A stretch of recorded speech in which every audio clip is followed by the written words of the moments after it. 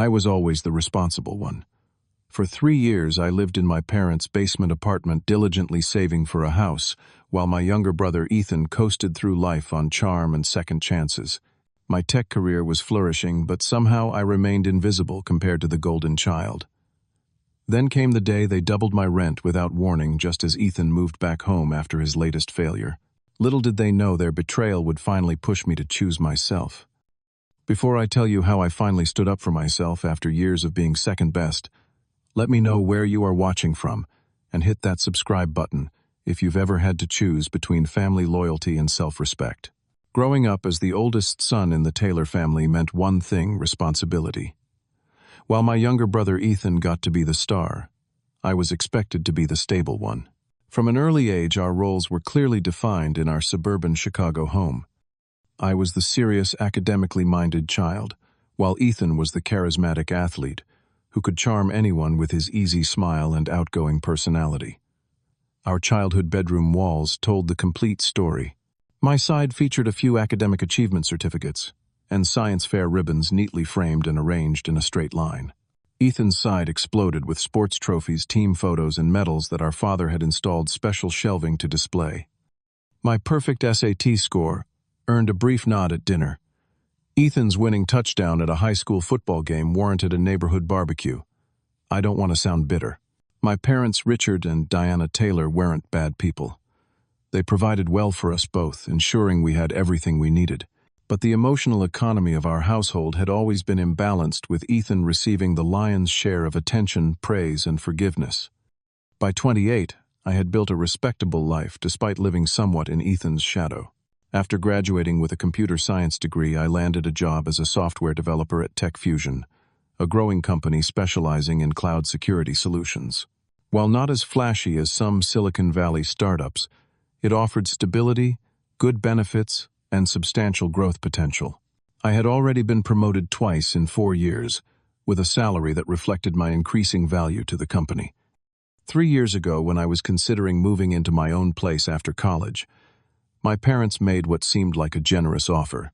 They had renovated our spacious basement into a self-contained apartment with a separate entrance, the bathroom, small kitchen area, and enough space for a bedroom and living room combination. They proposed renting it to me for $600 monthly, well below the going rate for apartments in our area. Dad pitched it as a win-win when we signed our simple handwritten rental agreement. "I'm not getting any younger, Howard.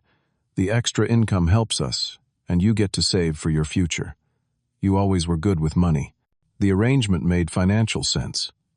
By living below my means and avoiding astronomical rent, I could channel significant portions of my income toward my goal, purchasing my own home.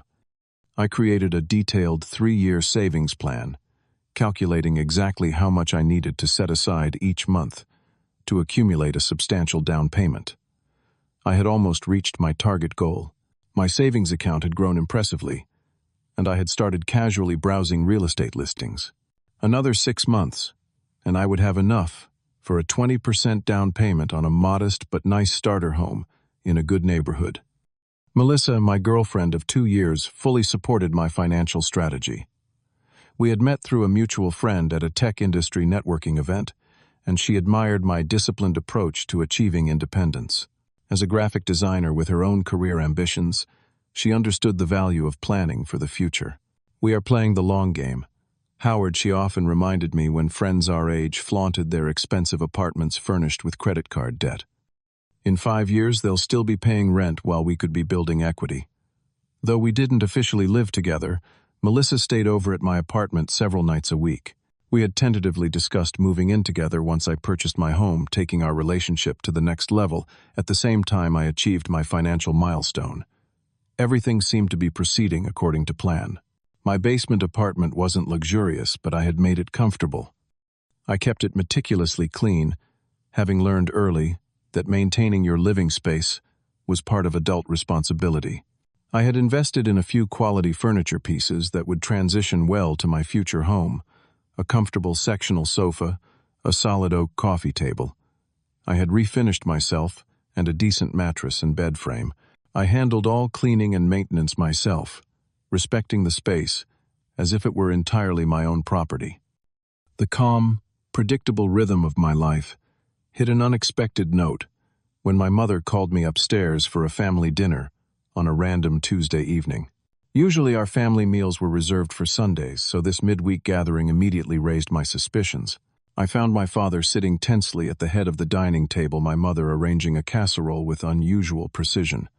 The table was set with the good dishes we typically only used for holidays. "We have some news," my father announced, as I took my usual seat. "Your brother is moving back home for a while." This wasn't entirely surprising. Ethan had lost his job as a sales representative at a local fitness equipment company, the third position he had cycled through in 2 years.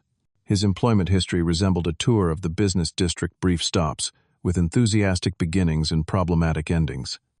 "Just until I figure out my next move," Ethan explained with his characteristic easy smile as he spooned extra cheese onto his portion of the casserole.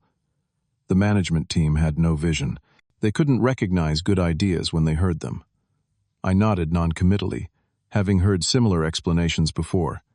What Ethan never mentioned were the late arrivals, missed targets, and professional relationships that soured after the initial charm wore off information I occasionally gleaned from mutual acquaintances.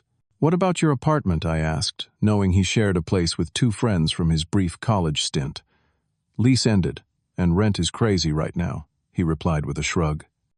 "Besides, why pay for something when you can get it for free, right?" My parents exchanged a quick glance I couldn't quite interpret. My father cleared his throat, a nervous habit he had developed over years of difficult conversations. "Ethan will take his old room upstairs." My mother interjected, her voice artificially bright. "It will be nice to have both our boys under one roof again." I nodded again, already calculating how this might impact my daily routine. Ethan's old room was directly above my bedroom area. His tendency toward late-night video gaming sessions and early-hours phone calls could potentially disrupt my carefully maintained work schedule. Still, I reminded myself this was temporary. Just a few more months and I would be in my own place anyway. What I didn't realize during that seemingly ordinary family dinner was that Ethan's return would accelerate my departure in ways none of us anticipated. As my father awkwardly passed the breadbasket, avoiding eye contact, I had no idea that the real bombshell was still to come. 2 days after the announcement of Ethan's return, my parents invited me to what they called a quick chat in the living room. I found them sitting side by side on the couch, my father repeatedly adjusting his glasses, and my mother fidgeting with her wedding ring, both tells that something uncomfortable was coming. "Howard, we need to discuss your rental agreement." My father began, his business tone failing to mask his discomfort. My mother jumped in, speaking quickly, as if to get through an unpleasant task. "With the increased expenses in the household, we need to adjust your monthly rent." I remained silent, waiting for the number. "We think $1,200 would be more appropriate going forward," my father finally stated, his eyes fixed on a point somewhere above my head. The amount hung in the air between us. $1,200? Double my current rent.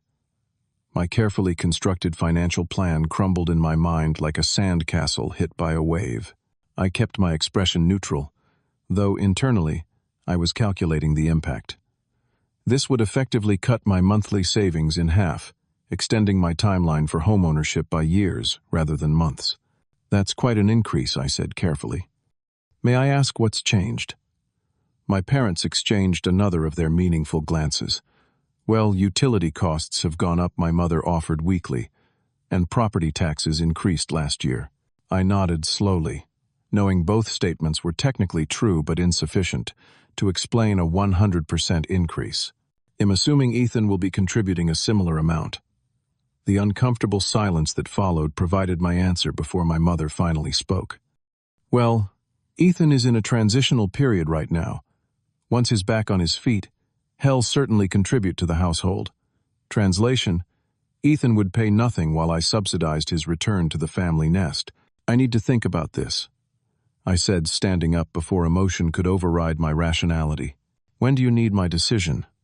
"We were thinking the new rate would start next month," my father replied, appearing relieved that I hadn't immediately objected. I nodded again and retreated to my apartment, needing space to process this development. Later that evening, I sought out my mother alone in the kitchen, hoping for a more candid explanation.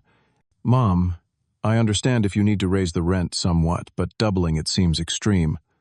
I began, keeping my tone respectful but firm. She glanced toward the stairway, ensuring we were alone before lowering her voice. "It's not just the household expenses, Howard.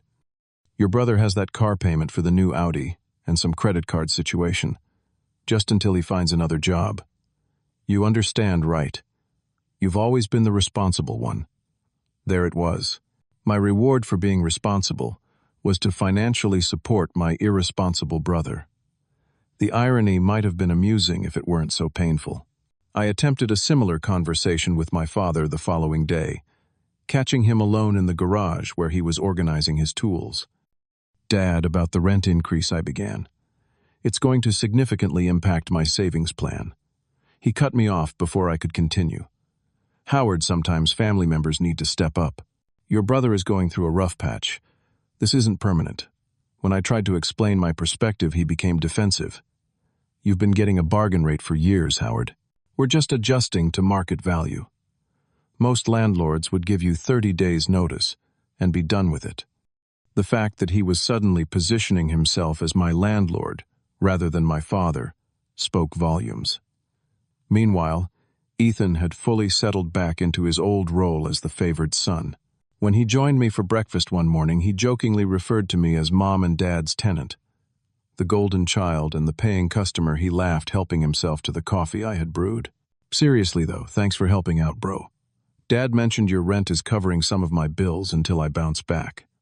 I stared at him, speechless, at his casual acknowledgement of what our parents had tried to obscure. As the days passed, the household dynamic shifted in subtle but unmistakable ways. My mother began preparing Ethan's favorite meals more frequently. When I came home from work one evening, I discovered she had done his laundry, a service I had never been offered despite paying rent. The basement, once my refuge, no longer felt fully mine. Ethan began storing some of his excess possessions in the corner of my living area without asking permission. Items from my refrigerator disappeared regularly, and borrowing occurred without returning. When I worked from home, concentration became increasingly difficult. Ethan had no job to structure his days, so he invited friends over their footsteps and laughter from above, creating a distracting soundtrack to my virtual meetings. The breaking point came during a crucial video call with clients. I was midway through presenting a new security protocol when Ethan burst into my apartment without knocking. "Dude, do we have any more of that imported beer?" he asked loudly, oblivious to my raised finger, indicating I was in a meeting. The clients on screen exchanged glances as I hurriedly muted my microphone to address the interruption. After Ethan finally left, my team led, messaged me privately. "Everything okay with your living situation, Howard?" That evening, I vented my frustrations to Melissa over dinner at her apartment. "They want me to pay double rent to subsidize my brother while he continues making zero changes to his behavior."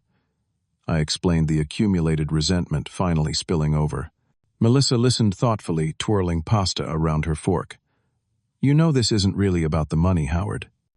This is about a pattern that's existed your whole life." "What do you mean?" I asked, though part of me already knew the answer. "You've always been expected to be the responsible one, the one who sacrifices while Ethan gets the support and second chances.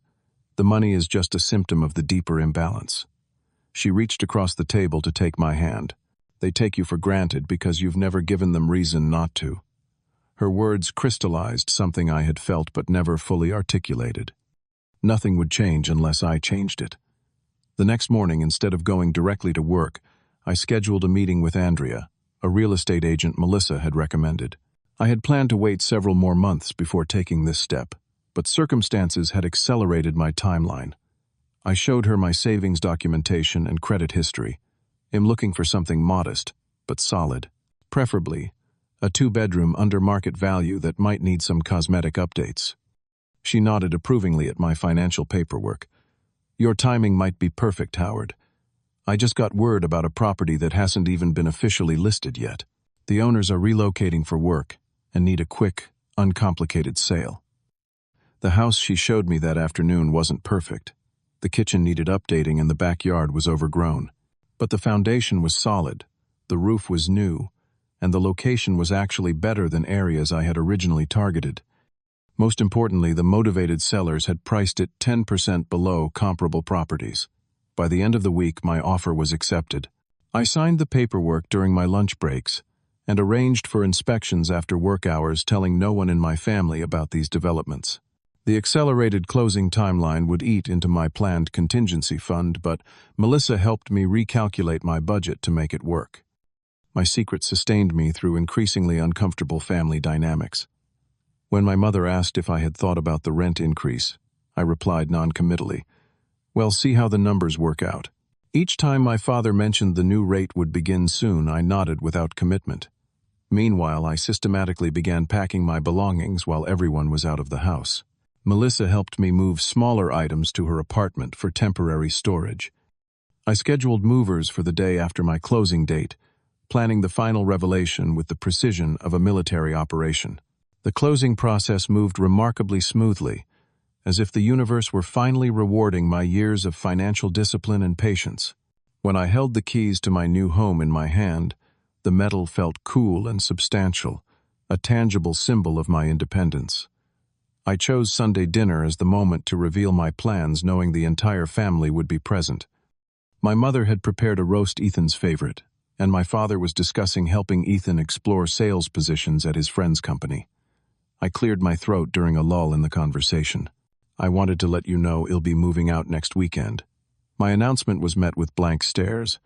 Moving out, my mother repeated, her fork suspended midway to her mouth. "What do you mean I bought a house?" I replied, simply producing the keys from my pocket and placing them on the table. "I close on Friday. He'll be moving Saturday." My father recovered first, his expression shifting from confusion to skepticism. "A house? Just like that? Howard, buying property is complicated. You can't just decide on a whim." His condescension might have stung once, but now it merely confirmed I had made the right decision. "It wasn't a whim, Dad. I've been saving for 3 years. My financial advisor and real estate agent both confirmed it's a solid investment." "This is because of the rent adjustment, isn't it?" My mother interjected, her voice taking on the injured tone she often used when confronted with uncomfortable truths. The rent increase accelerated my timeline, but I was always planning to move out. This just happened sooner than expected. Ethan, who had been uncharacteristically silent, finally spoke. "So you're just going to bail on the family? Must be nice to have everything figured out while the rest of us are struggling." The irony of his statement was so profound I almost laughed. Instead, I kept my expression neutral. I believe everyone's capable of figuring things out given the proper motivation. A tense silence fell over the table until my father broke it with what he clearly thought was a generous concession. "We could reconsider the new rent amount if that's really the issue here." My mother nodded eagerly. "Yes, we could go back to the original arrangement. No need to make hasty decisions." I appreciated their offer, but it's too late. The contracts are signed, the loan is approved, and I'm moving on Saturday. I kept my tone matter-of-fact, neither gloating nor apologetic. The rest of the dinner passed in uncomfortable conversation, my parents alternating between trying to make me reconsider and acting as if my decision was a temporary tantrum that would soon pass. They simply couldn't process that their reliable, predictable oldest son had acted decisively without their input or approval. Saturday arrived with clear skies and mild temperatures, perfect moving weather. Id hired a small moving company to handle the furniture, while Melissa and 3 friends from work helped with boxes and smaller items. My parents watched from the porch, their expressions a mix of disbelief and dawning realization that this was actually happening.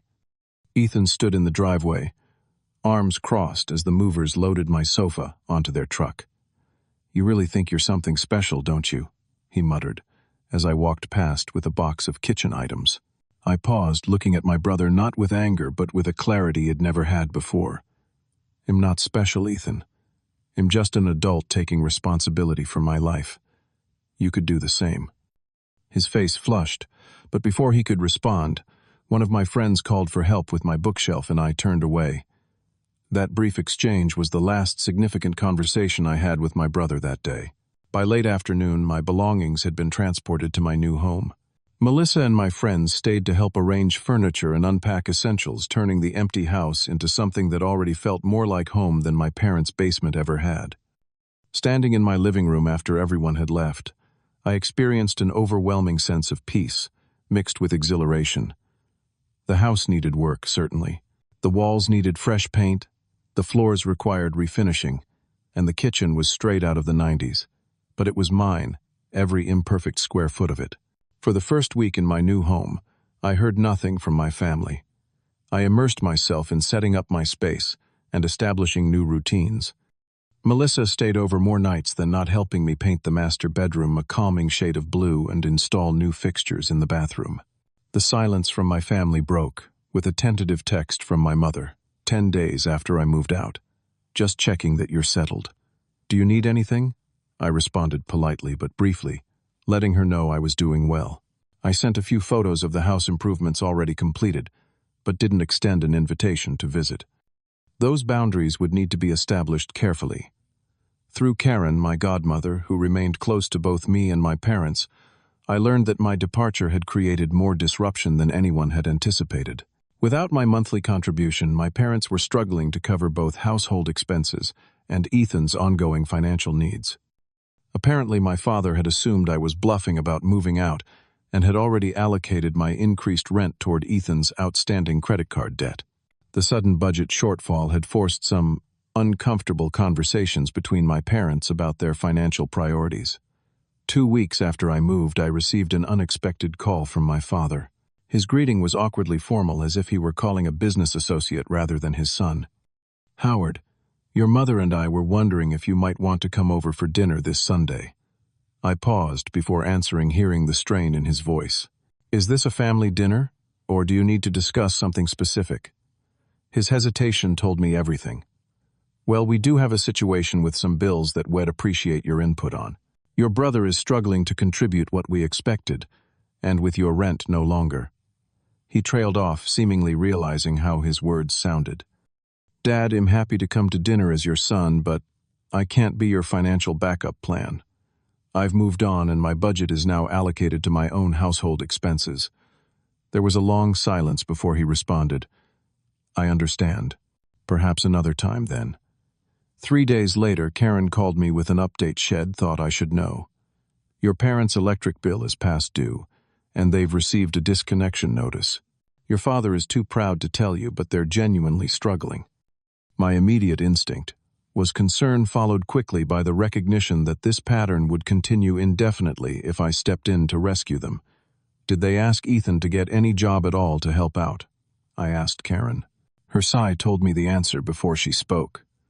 "Your brother keeps saying he's waiting for the right opportunity, something at his level." I nodded, though she couldn't see me. "Thanks for letting me know, Karen. He'll handle it my way." The next day, I sent my parents an electronic payment for the exact amount of their electric bill, with a simple note, a one-time assistance, to prevent service interruption. I followed this with a text message: "I'd be happy to help Dad update his resume if he's interested in finding additional work. And I know 3 places hiring entry-level positions immediately if Ethan needs leads." My mother responded with profuse thanks. My father didn't respond at all. Ethan sent a single text: "Not everyone wants to settle for mediocrity like you." I read his message twice before deleting it without response. His words no longer had the power to wound me. A week later, I received a surprising text from my father. "Your brother asked about renting the basement apartment. Would you mind if he took over your old space?" I responded honestly. "The space is yours to rent to anyone. But I would recommend a formal lease agreement, and first divided by last month's rent up front, based on my experience with Ethan." 2 days later, Karen informed me that Ethan had balked at the suggestion of paying 2 months up front, and the apartment remained empty. As the leaves began to change color, marking 3 months since my departure, I found myself in a rhythm that felt natural and sustainable. My home improvements progressed steadily each weekend, with Melissa increasingly referring to the house as ours rather than yours. My promotion at work had come through, partly due to the increased focus and energy I could devote without the constant drain of family tension. When an invitation came from my parents to join them for Thanksgiving, I considered it carefully. Melissa encouraged me to go with conditions. "You've established your independence, Howard. Now you can choose to have a relationship with them on your terms." I accepted the invitation, specifying that Melissa would accompany me, and we would stay for dinner, only not the entire weekend as had been traditional in previous years. Walking into my childhood home for Thanksgiving felt strange, like returning to a place that had once been familiar, but now existed in a parallel universe. My mother greeted us with nervous enthusiasm, showing Melissa around as if she were a first-time visitor rather than someone who had been dating me for years. The most striking change was in Ethan. He wore khakis and a button-down shirt instead of his usual casual attire, and he mentioned almost immediately that he had secured a part-time position at a local electronics store. "It's just temporary," he clarified quickly, "but the employee discount is pretty sweet." My father appeared in the doorway, his greeting more subdued than my mother's, but warmer than our last interaction. "Good to see you, son. The house is looking good from the photos you've sent." This acknowledgement of my achievement, however, small, represented significant progress. During dinner, I noticed subtle shifts in the family dynamic. My parents asked genuine questions about my work and home projects, listening to my responses without interrupting. When Ethan tried to dominate the conversation, as he once had, my father gently redirected him. After dinner, as Melissa helped my mother with dessert, my father asked if I would join him in the garage, our traditional location for serious conversations. "I wanted to tell you that I regret how things happened, Howard," he said once we were alone, his hands fidgeting with a screwdriver from his workbench. "We didn't handle Ethan's return well, and we took your stability for granted." I appreciated his candor without letting it erase the past. "Thanks for saying that, Dad. I hope you understand why I needed to make a change." He nodded slowly. "You know, your leaving forced us to have some difficult conversations about how we've treated you boys differently over the years. Your mother especially has been doing a lot of thinking about how we may have enabled Ethan's issues." It was perhaps the first time my father had acknowledged that Ethan had issues rather than merely experiencing bad luck or misunderstandings. This recognition felt like a significant breakthrough. "What about you and Mom? Are things stabilizing financially?" I asked, genuinely concerned, despite my necessary boundaries. "We're adjusting. I've taken on some consulting work with my old firm, and your mother is considering part-time work at the library." He paused, a hint of pride entering his voice. "And Ethan is contributing something now. Not what he should, based on what we cover for him, but it's a start." When we returned to the dining room, my mother was showing Melissa old family photos, including several of my academic achievements that I didn't realize she had kept. The gesture, small but meaningful, suggested she was reconsidering her own role in the family imbalance. As we prepared to leave, my mother hugged me longer than usual. "We're proud of you, Howard," she whispered. I should have said that more often.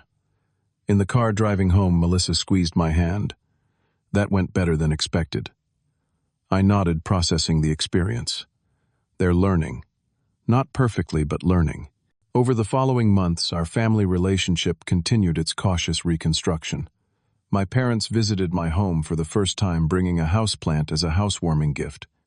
Ethan and I established a cordial, if not close, relationship, occasionally meeting for coffee when he needed advice about his gradually stabilizing career path. A year after my move, Melissa and I became officially engaged, planning a small ceremony in the backyard of the home we now fully shared. My promotion to senior developer provided the financial security to complete the remaining renovations, transforming our house into the home we had envisioned. My parents continued their progress, treating both sons with more equitable expectations. Ethan had secured a full-time position and moved into his own apartment, smaller than mine, but a step toward independence he had previously avoided. Looking back at the chain of events set in motion by that rent increase, I realized that standing up for myself had ultimately benefited everyone involved. My parents were forced to confront their enabling patterns. Ethan finally faced consequences that pushed him toward responsibility, and I discovered a strength and autonomy I might never have found had I remained in the comfortable but stunting role of the reliable son who always accommodated everyone else. The most valuable lesson I learned through this experience was that healthy relationships require mutual respect, Family ties are important, but they shouldn't come at the expense of your self-worth or future. Sometimes the most loving thing you can do for both yourself and others is to break patterns that aren't serving anyone well. Have you ever had to make a difficult choice between family expectations and your own well-being? Share your experience in the comments below. I would love to hear how you navigated similar challenges. If this story resonated with you, please hit the like button and subscribe to my channel for more real-life experiences about finding the courage to break unhealthy patterns. Don't forget to share this video with someone who might need to hear that it's okay to choose themselves sometimes. Thank you for listening, and remember that setting boundaries isn't selfish, it's necessary for everyone to grow.